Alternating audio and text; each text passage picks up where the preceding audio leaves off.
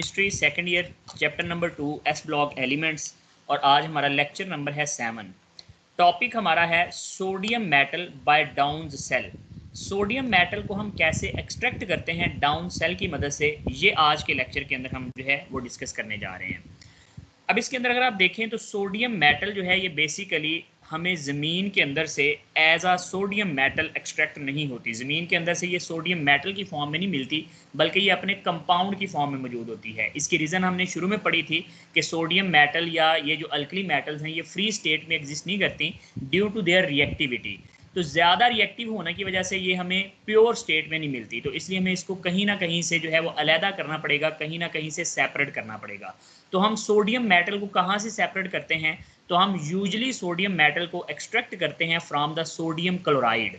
हम sodium chloride salt की अंदर से हम सोडियम मेटल को एक्सट्रैक्ट करते हैं। इस काम के लिए जो इलेक्ट्रोलिटिक सेल हम इस्तेमाल करते हैं, that electrolytic cell is known as Down cell. इस इलेक्ट्रोलिटिक सेल का नाम जो है वो डाउन सेल है। अब इसको डाउन सेल क्यों कहते हैं? The Down cells was invented in 1922 by American chemist James Downs. तो ये सबसे पहले अमेरिकन केमिस्ट था जेम्स डाउन, जिसने इस सेल को जो है वो प्रिपेयर किया था, सेल को बनाया था। तो दैट्स वाई हम इस सेल को डाउन सेल का जो है वो नाम देते हैं। तो आइए देखते हैं किस तरीके से हम सोडियम मेटल को एक्सट्रैक्ट कर सकते हैं। सबसे पहले बेसिक प्रिंसिपल क्या है डाउन सेल में? Most of sodium metal is produced by the electrolysis of fused sodium chloride। हम जो है वो ज़्यादातर सोडियम मेटल इलेक्ट्रोलिसिस से हासिल करते हैं। इलेक्ट्रोलिसिस क्या होता है? तो मैंने आपको ये वर्ड सिखाया हुआ है कि इलेक्ट्रो का मतलब है इलेक्ट्रिसिटी और लाइसिस का मतलब है ब्रेक डाउन। तो इलेक्ट्रिसिटी की मदद से अगर हम किसी चीज़ की ब्रेक डाउनिंग करते हैं तो that is known as electrolysis. अब किसकी इलेक्ट्रोलिसिस करवानी है? Of fused sodium chloride. Fused sodium chloride से क्या मुराद है? तो मोल्टन सोडियम क्लोराइड को हम फ्यूज्ड सोडियम क्लोराइड का नाम देते हैं। ये फ्यूजन का प्रोसेस भी आपने पढ़ा हुआ है। तो बेसिकली हम किसी सॉलिड को जब लिक्विड में कन्वर्ट कर लेते हैं, मोल्टन स्टेट में ले आते हैं, तो that is known as fused state. तो सोडियम क्लोराइड NaCl को फ्यूज्ड स्टेट में लाके हमने उसका इलेक्ट्रोलिसिस करवाना है और उसके अंदर से सोडियम मेटल को हासिल करना है। अब since melting point of NaCl is 801 degree Celsius, जो NaCl का मेल्टिंग पॉइंट है वो 801 डिग्री सेल्सियस है। That's why some calcium chloride is added to lower the melting point and furnace can operate at 600 degree Celsius. अब 801 degree Celsius एक high temperature है, काफ़ी ज़्यादा टेम्परेचर इसको रिक्वायर होता है मेल्ट करने के लिए। तो इतने हाई टेम्परेचर को अचीव करने के लिए हमें काफ़ी ज़्यादा जो है वो मटेरियल चाहिए होगा, कोई ना कोई बर्निंग सोर्स चाहिए होगा जो इतनी ज़्यादा हीट प्रोड्यूस कर सके। तो हम इतनी ज़्यादा हीट को प्रोड्यूस करने की बजाय क्या करते हैं? हम सोडियम क्लोराइड का मेल्टिंग पॉइंट कम कर लेते हैं। कैसे कम करते हैं? तो उसके अंदर हम एक इम्प्योरिटी ऐड कर देते हैं। वो इम्प्योरिटी किसकी है? तो वो इम्प्योरिटी है कैल्शियम क्लोराइड की। तो कैल्शियम क्लोराइड उसमें थोड़ा सा ऐड करके हम मेल्टिंग पॉइंट को कम कर सकते हैं। अब हमारे माइंड में यहाँ पर ये क्वेश्चन आता है कि इम्प्योरिटी ऐड करने से कैसे मेल्टिंग पॉइंट कम हो सकता है? तो ये बात हमने पढ़ी हुई है, कॉलीगेटिव प्रॉपर्टीज़। कॉलीगेटिव प्रॉपर्टीज़ हमने पढ़ी थी कि ऐसी कुछ प्रॉपर्टीज़ होती हैं जो नंबर ऑफ पार्टिकल्स पे डिपेंड करती हैं।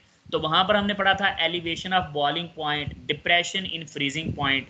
तो उसी तरीके से ये मेल्टिंग पॉइंट है, तो फ्रीजिंग पॉइंट और मेल्टिंग पॉइंट को आप रिलेट कर सकते हैं। तो उसी लिहाज से आप जहाँ से ये बात याद रखिएगा कि जब भी कोई इम्प्योरिटी आ जाती है तो इम्प्योरिटी आने से बॉइलिंग पॉइंट बढ़ जाते हैं और मेल्टिंग पॉइंट कम हो जाते हैं। तो मेल्टिंग पॉइंट जो है वो कम हो जाता है ड्यू टू एन इम्प्योरिटी। तो ये अब हमारा जो सिस्टम है वो 600 डिग्री सेल्सियस पे ऑपरेट करेगा, 801 डिग्री सेल्सियस पे ऑपरेट नहीं करेगा। इसके कुछ फ़ायदे भी हैं, वो फ़ायदे हम लास्ट पे देखेंगे कि इससे हमें क्या फ़ायदा होता है कि हम 801 पर इसको जो है वो मेल्ट करने की बजाय 600 पे जो है वो ऑपरेट करवा सकते हैं। This is why this method is more useful and economical. इसी वजह से कि इसका टेम्परेचर थोड़ा हम कम कर लेते हैं, ये एक बड़ा यूजफुल मेथड है और इकोनॉमिकल भी हो जाता है। क्योंकि पहले जो है वो हीट प्रोड्यूस करने के लिए अगर ज़्यादा एनर्जी चाहिए थी, ज़्यादा सोर्स चाहिए था, तो 600 जो है वो अचीव करने के लिए थोड़े कम एनर्जी रिक्वायर होगी। तो दैट्स वाई ये प्रोसेस थोड़ा सा इकोनॉमिकल हो जाता है। उसके बाद ये सेकंड वन, जाहिर सी बात है डाउन सेल है, तो इसमें सेल के अंदर हमेशा एनोड और कैथोड जरूर होते हैं। तो आप इसमें देखें एनोड किस चीज़ का बना है? In this cell a large block of graphite, एक लार्ज ब्लॉक होता है ग्रेफाइट का, act as anode. above which there is a dome for collection of chlorine। तो ये जो एनोड है ये इसमें ग्रेफाइट का बना होता है। ग्रेफाइट आप जानते हैं कार्बन की एलोट्रोपिक फॉर्म है और इसका ये बना हुआ ग्रेफाइट है। ग्रेफाइट का बना हुआ ये एनोड है। अब ये ग्रेफाइट का जो एनोड है ये बिल्कुल सेल के सेंटर में होता है, नीचे वाली साइड पर, और ऊपर में इसके एक डोम होता है, एक गुंबद होता है जो क्लोरीन की कलेक्शन के लिए जो है वो लगाया गया होता है। बाद में हम इसकी पिक्चर देखते हैं तो इसको जस्टिफाई करते हैं। देन थर्ड चीज इसमें कैथोड आ जाती है। तो कैथोड इसके अंदर किस चीज का बना हुआ है? In this cell circular bar of iron or copper. Iron या कॉपर की एक सर्कुलर बार होती है, एक छोटी सी पतरी आप समझ लें, एक छोटी सी जो है वो प्लेट समझ लें जो कि सर्कुलर होती है, जो एनोड की चारों तरफ जो है वो ऐसे सर्कल की फॉर्म में जो है वो आ रही होती है। और बनी किसकी होती है? या तो आयरन की बनी होती है या फिर कॉपर की बनी होती है। विच सराउंड्स द एनोड, जो एनोड को सराउंड करती है। But it is separated from anode by iron gauze. ये जो हमारे पास कैथोड है ये बिल्कुल उस एनोड के साथ ही लगा होता, बल्कि उससे काफ़ी दूर होता है। और इन दोनों की सेपरेशन करवाने के लिए, एनोड और कैथोड को अलहदा रखने के लिए दरमियान में एक आयरन गेज लगाई जाती है। आयरन गेज क्या होती है? तो ये एक जाली सी होती है आयरन की बनी हुई, वो इसके बिल्कुल दरमियान में लगाई जाती है ताकि एनोडिक डिपार्टमेंट और कैथोडिक कंपार्टमेंट दोनों के दोनों सेपरेट रहें, दोनों के दोनों अलहदा रहें, और जो एनोड की प्रोडक्ट्स हैं वो कैथोड की प्रोडक्ट के साथ मिक्स ना हो, और जो कैथोड की प्रोडक्ट्स हैं वो एनोड की प्रोडक्ट के साथ मिक्स ना हो। तो दैट्स वाई ये इसका फायदा होता है कि दरमियान में आयरन गेज लगा के हम एनोड और कैथोड को सेपरेट कर देते हैं। देन इसमें इलेक्ट्रोलाइट और सेल की प्रोडक्ट्स क्या हैं? तो मोल्टन NaCl जो है वो इसमें इलेक्ट्रोलाइट के तौर पर यूज होता है। मेल्टिंग पॉइंट ऑफ NaCl आपको याद रखना पड़ेगा 801 डिग्री सेल्सियस है, बट हम इसका मेल्टिंग पॉइंट रिड्यूस करते हैं to 600 degree Celsius by adding calcium chloride. अब इसके अंदर जो NaCl आपने फ्यूज्ड लिया होता है उसमें से दो आपको सोल प्रोडक्ट्स मिलती हैं। सोल प्रोडक्ट कौन कौन सी है उसमें? तो एक आपको सोल प्रोडक्ट सोडियम मिलेगी जो कि 99.99% प्योर होगी, और दूसरी इसमें से जो आपको प्रोडक्ट मिलेगी that is the chlorine gas. तो दो प्रोडक्ट हमेशा हमें NaCl से मिलती हैं, एक सोडियम मेटल जो कि 99.99% प्योर होगी, और दूसरा हमें यहाँ से क्लोरीन गैस जो है वो मिलेगी। अब चलते हैं इस सेल की तरफ। तो सेल की कंस्ट्रक्शन देखें किस तरीके से सेल कंस्ट्रक्टेड है। तो ये ओवरऑल एक जो है बहुत बड़ा ब्लॉक है। इस ब्लॉक के अंदर ये देखें दरमियान में जो है ये ग्रेफाइट का एनोड है। ये ग्रेफाइट के एनोड के बाद अगर आप ये ऊपर देखें तो ये वो डोम है जिसकी हम बात कर रहे थे, जो कि यूज होता है क्लोरीन गैस को कलेक्ट करने के लिए। इसके बाद यहाँ से मोल्टन NaCl और साथ में कैल्शियम क्लोराइड जो है वो इसके अंदर डाला जाता है, जो कि हमने बात की है कि वो एज एन इम्प्योरिटी डाला जाता है ताकि इसका मेल्टिंग पॉइंट कम हो सके।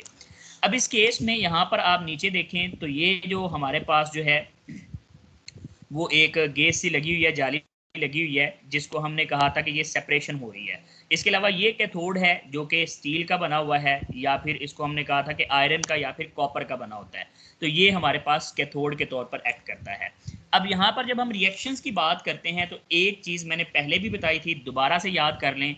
एनोड के ऊपर हमेशा होती है ऑक्सीडेशन और कैथोड के ऊपर हमेशा होती है रिडक्शन। ये बात फिक्स है। एनोड के ऊपर हमेशा ऑक्सीडेशन और कैथोड के ऊपर हमेशा रिडक्शन। अब इस केस में देखें जब यहाँ पर रिएक्शन होगा तो एट एनोड क्या रिएक्शन होगा? Oxidation. Loss of electron is called oxidation. Word आपको याद कराया था LEO, loss of electron is oxidation. अब यहाँ पर देखें जो आयन है वो कौन से आयन एनोड की तरफ जाएंगे? तो एनोड खुद पॉजिटिवली चार्ज है, तो जो क्लोराइड आयन होंगे वो इसकी तरफ जाएंगे। जब क्लोराइड आयन इसकी तरफ जाएंगे तो वो जाके अपना एक एक इलेक्ट्रॉन लूज करेंगे। जैसे यहाँ पर देखें 2 क्लोराइड आयन गए, उन्होंने 2 इलेक्ट्रॉन लूज किए और आपस में अटैच होके क्लोरीन मॉलिक्यूल उन्होंने बना दिया जो कि क्लोरीन गैस है। अब जैसे वो गैस बनती है इस एनोड के ऊपर तो ये डोम इसलिए लगाया था गया था कि क्लोरीन इसके साथ मिक्स ना हो सोल्यूशन में, बल्कि ये क्लोरीन इसी डोम के थ्रू जो है वो यहाँ से बाहर हासिल कर ली जाती है।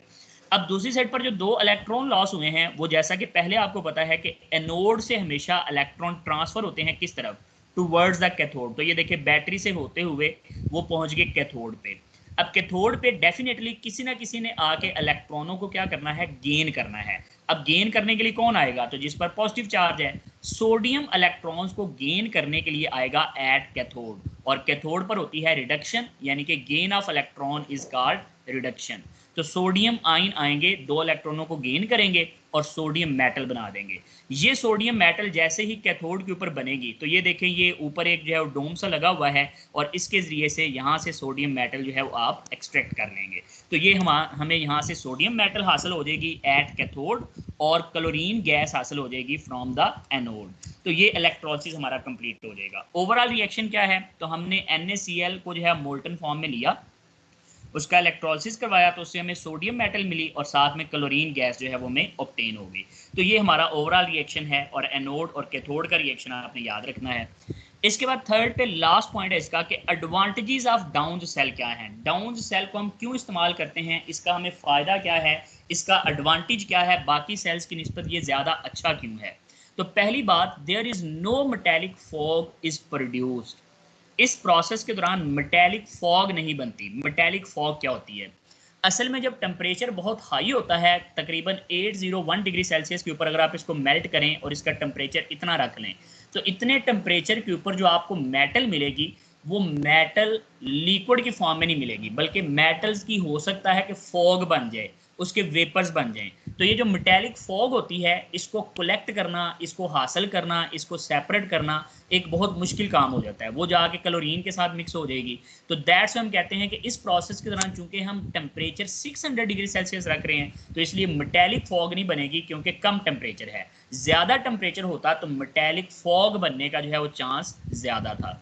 दूसरा फायदा क्या है, liquid sodium can easily collected at 600 degree Celsius, क्योंकि हमें सोडियम लिक्विड फॉर्म में मिल रही है और लिक्विड को जैसा अभी मैंने बताया कि लिक्विड को हासिल करना सबसे आसान होता है। तो liquid sodium can easily collected at 600 degree Celsius. 600 degree Celsius पे इजीली मोल्टन सोडियम जो है वो आपको हासिल हो जाती है। तीसरा फायदा, material of cell not attacked, ये अट्रैक्टेड नहीं है, अटैक्ड है। Material of cell not attacked to product during electrolysis. तो ये जो सेल का मटेरियल है वो प्रोडक्ट की वजह से अटैक्ड नहीं होता ड्यूरिंग इलेक्ट्रोलिसिस।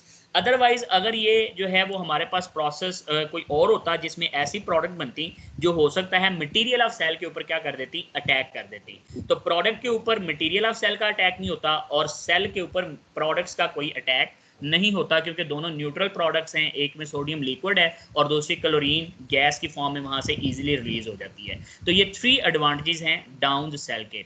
अब इसमें यहाँ से शॉर्ट क्वेश्चन क्या आ सकता है, तो एडवांटेजेस ऑफ डाउन सेल जो है बहुत शॉर्ट क्वेश्चन में आ चुके हैं। इसके अलावा हम इंप्योरिटी या कैल्शियम क्लोराइड को क्यों ऐड करते हैं, ये शॉर्ट क्वेश्चन में भी आ सकता है। मेल्टिंग पॉइंट और इसका operating temperature, melting point of sodium chloride 801 है और ऑपरेटिंग टेम्परेचर इसका 600 डिग्री सेल्सियस है। तो ये सारी चीज़ें MCQ के लिए और जो है वो शॉर्ट